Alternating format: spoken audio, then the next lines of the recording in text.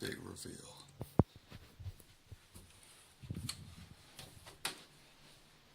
Oh yeah. Oh yeah. That's it.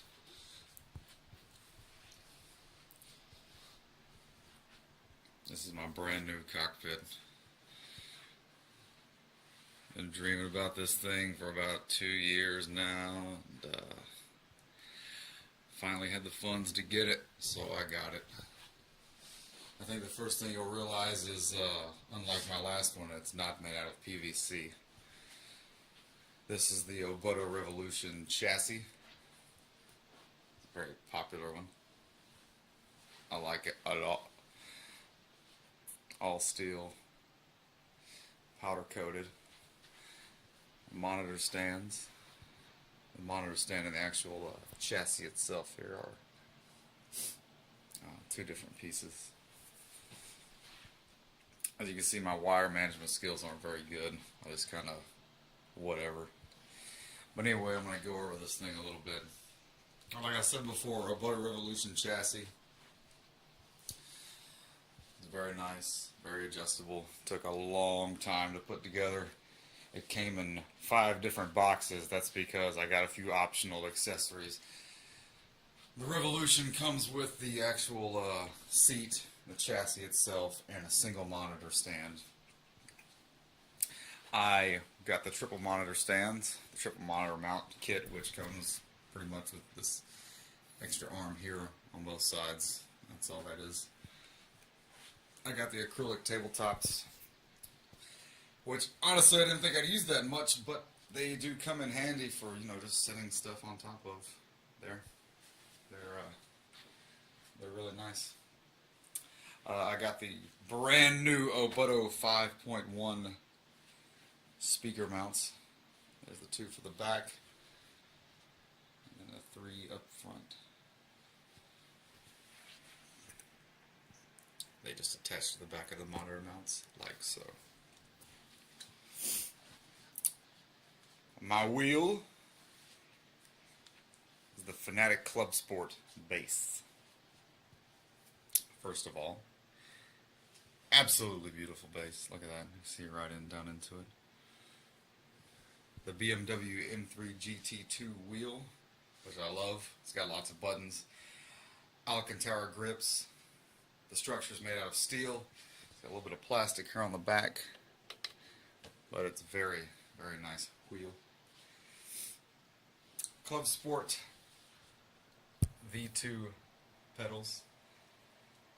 The brake has a load cell and a motor for simulating ABS lockup. The clutch has a cam on it, so it feels like a real clutch. I went out and I got the red pedal kit because I figured, you know, I was buying all this, so I might as well, you know, go all out and get it exactly like I wanted it with the red pedal kit. Kind of went through a red theme here. I like red anyway. Some people say it's overrated, but I like it, so whatever. The shifter, Thrustmaster TH8 RS shifter with a Momo shift knob. I really like that knob a lot. I did not like the ball shifter that came with that shifter. The ball knob that came with the shifter. It really is terrible. Had no weight to it. It felt too tall, and I just don't like ball shifters anyway. And I found this beautiful Momo shifter. It's actually called the Momo Tube shifter. And this particular one, as you can see, is chrome with red leather inserts. I believe this is a discontinued knob because I found it from a guy in Canada on eBay. Couldn't find it anywhere else, but I think it's really, really pretty. I love it. Feels good. Oh, it's like just hard and heavy.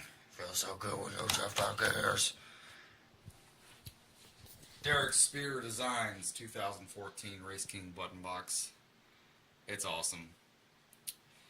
As you can see, I only have a few buttons mapped to it here. The ones I really use a lot. The pit limiter right there. Got 5 safety switches. Turn that on. Back off. The switch to mute my microphone. Ignition and start. ignition switch and start button. This actually here is like the main button you use to enter and exit in iRacing, so that's what I use that for. Radio channels, up and down. And then the rotary encoders for my brake bias, my rear sway bar, and my radio volume and seat adjustment. That's an awesome box right there. That's actually mounted to the rig with a ram mount. Now the ram mount has got a 1.5 inch ball on the back right here. However, it only has a 1 inch ball down here. I would suggest if you're going to get something like this, a ram mount to mount one of these button boxes to your rig, get 1.5 inch ball on both sides, because this 1 inch ball right here is having a really hard time trying to hold it. This thing isn't that heavy, but since it's out on the end of a lever essentially, it's asking a lot for this ball right here to hold that box up. And unless you really tighten it down, I actually had a pair of slip jaw pliers I had to tighten it down with to get it to stay where I wanted it. The thing has a tendency just to like fall down, especially with something that heavy. The button box is probably like 2 or 3 pounds, but I mean it's enough to weigh it down. This is a Pioneer R1 7-inch tablet. I bought specifically for this to run this display right here, which is the iRace. No, this isn't iRace Dash. This is a Dash Meter Pro, which is awesome because you can customize these gauges. I used to run iRace Dash, but I don't know, man. Like, I don't think he keeps his stuff up to date or supported or what. But I found this one and I like it a lot better. You got 3 different screens here, and you can put whatever you want on them. You can adjust the gauge colors, sizes, positions, anything you want. I've actually got it flashing white to indicate gear shift too, so that's cool. I really like that because, you know, on my other setup, as you can see, this right here, this particular wheel has a rev light indicator on it. My old wheel didn't have that, so to have this flashing white to indicate gear shift, it's really comes in handy. I like it a lot. What else do we got here? We got the monitors, yeah. Acer G6 27-inch LED monitors. I kept saying that if I was going to get another rig, it was going to have 27-inch monitors, and since I had the money to get it, I got 3 27-inch monitors, and they're really super nice. They're super bright. I was running really old Dell. They were like SEWP 19-inch monitors on my old rig, and they were old. I know 2 of them were at least 2007, I think. So they were definitely getting up there in age. And these are just awesome. These is killer right here. They're bright, smooth, really good picture. They got a higher resolution than my 19-inch monitors too. And they're super light. They're really thin and they're super light. They don't hardly weigh anything. I like them a lot. I really do. Setting them up on this triple monitor mount took a minute. Getting everything straight. The whole key to that is getting this center monitor center and getting out a level, a little bubble level, making sure it's level horizontally and vertically, and then setting up these other 2 monitors really isn't that bad. As long as you got that center monitor exactly where it's supposed to be, it's not too bad. I will say this about the triple monitor mount from Obutto. Maybe it's just these particular size monitors or their Vesa placement or what. I don't know what it is. But lining them up, they don't line up exactly right with each other. And that was a little infuriating. See, as you can see, the left monitor there is sitting a little bit lower than the center monitor, and it's kind of the same on the side too. I don't know why that is. The center monitor, I've actually got it sitting as low as possible, as low as that center mount will let it go. and I've got the two sides monitors sitting as high as they will go, and they still don't line up.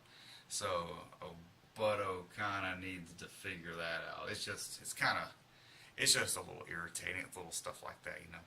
You pay an X amount of dollars for something like this, and you want it to be perfect. You know, I know life isn't perfect, but you know, $1,300 it needs to be perfect. Also, this thing took the better part of 2 days to put together. This whole rig here took a long time. That was mainly due to the fact I had to make about 2 trips to the hardware store, which is about 30 minutes away from my house. Because one of this bolt right here, this is not an Obutto bolt. That's one that I got from Lowe's, because the one that they had broke. That one broke trying to install, and also one 8mm nut was missing from this, so I had to go get the nut. And Obutto was nice enough to include some M6 bolts to attach these pedals to. However, they didn't give me any washers. Nuts. They just gave me the bolts. So I had to go to the hardware store and buy some washers and nuts for those M6 bolts to get the pedals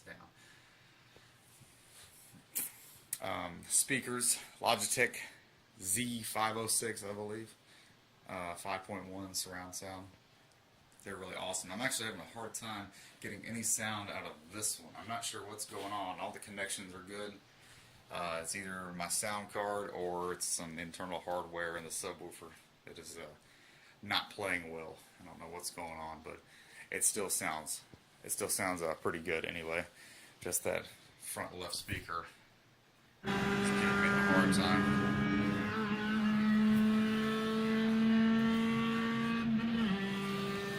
I'm just getting static out of it. I don't know what's going on. That needs to get fixed though.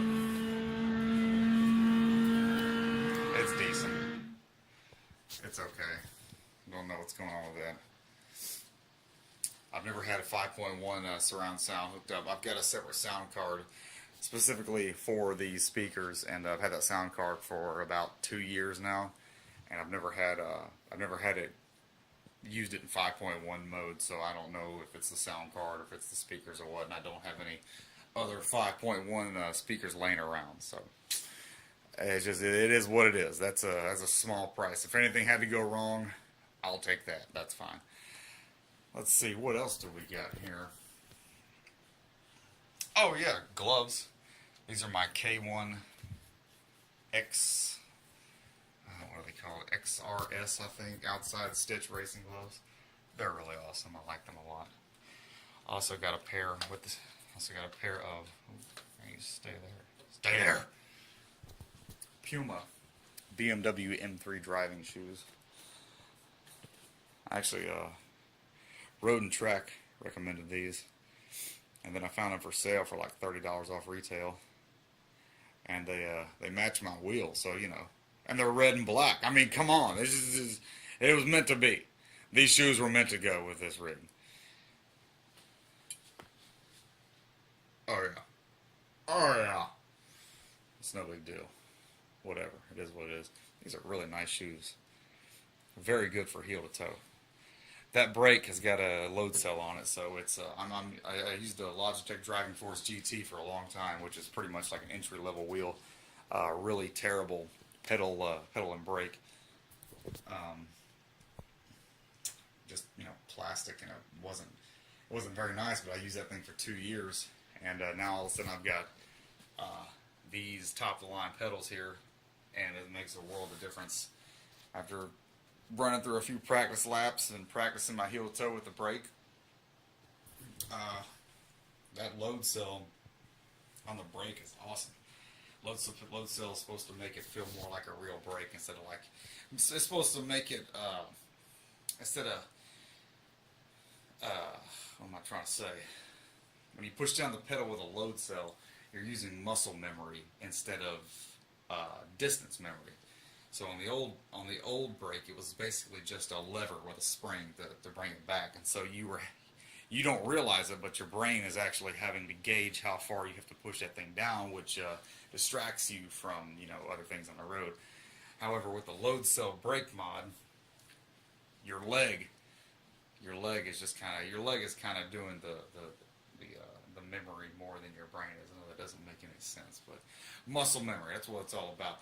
And I could tell after a few laps, man, I was doing a lot better in braking. I wasn't locking up the wheels nearly as much as I would with my old pedals. It just, you can gauge when the wheels are about to lock up a whole lot better with this than with my old kit.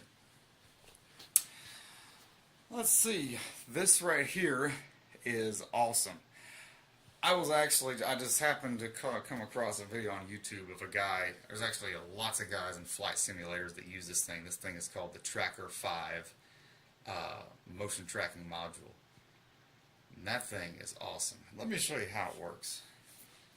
This thing is really popular with guys that like to do flight simulators because it allows them to look around their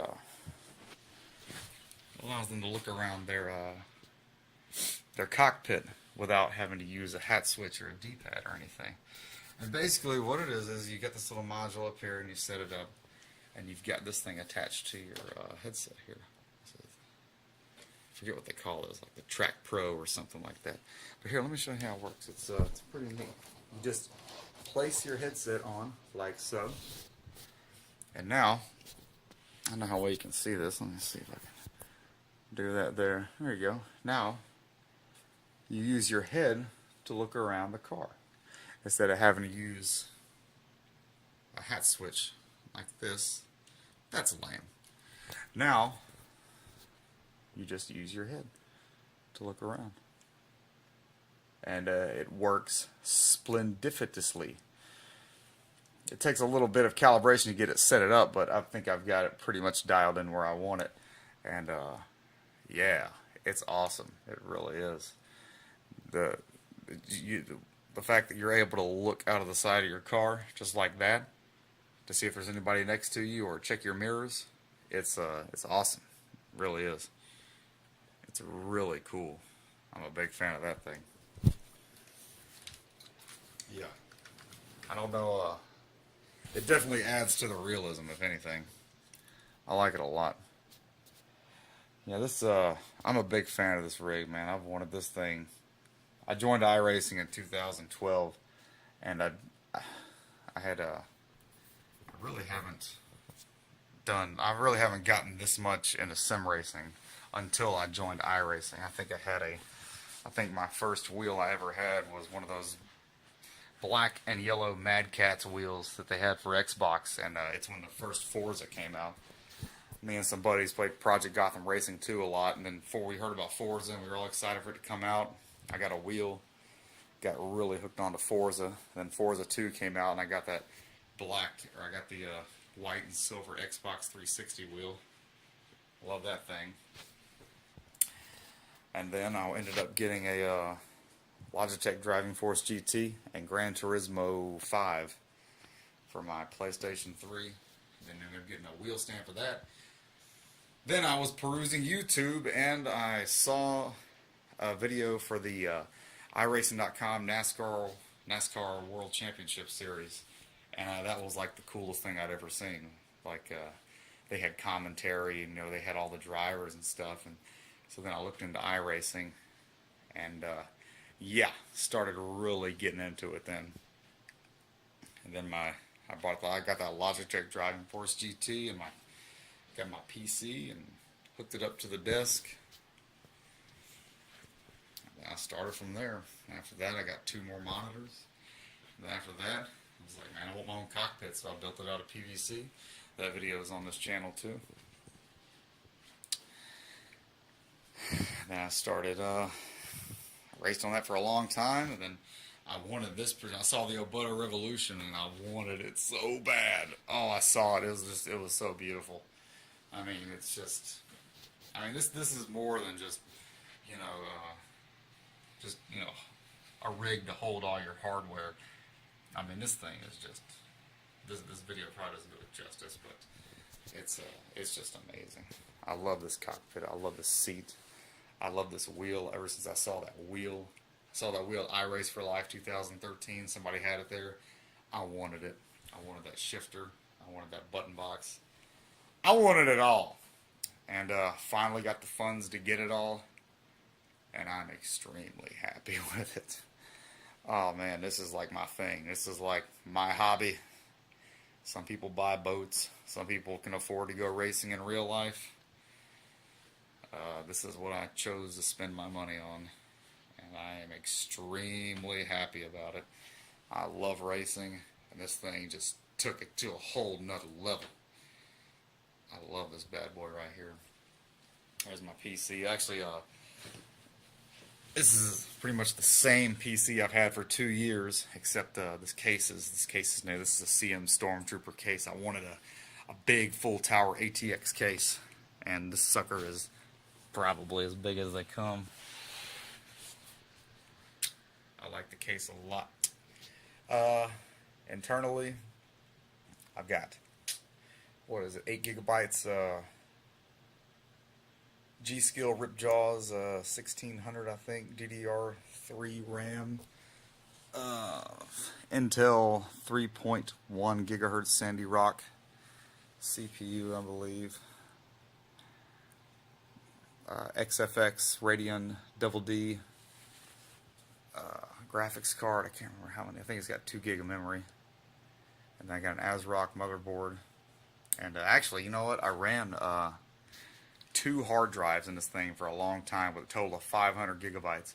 A Seagate and a that other big manufacturer. I can't remember.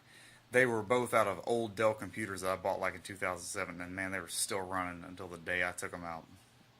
And I ended up replacing both of them with one Samsung 840 EVO 1 terabyte SSD, which is a lot faster than those 2 things were, I gotta say.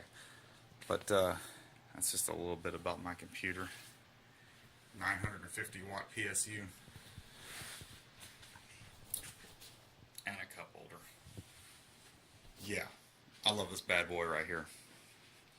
This thing's me. This thing's gangsta all day long. I love racing. Racing doesn't love me, but that's okay. It's a love-hate relationship. Alright, thanks for watching, guys.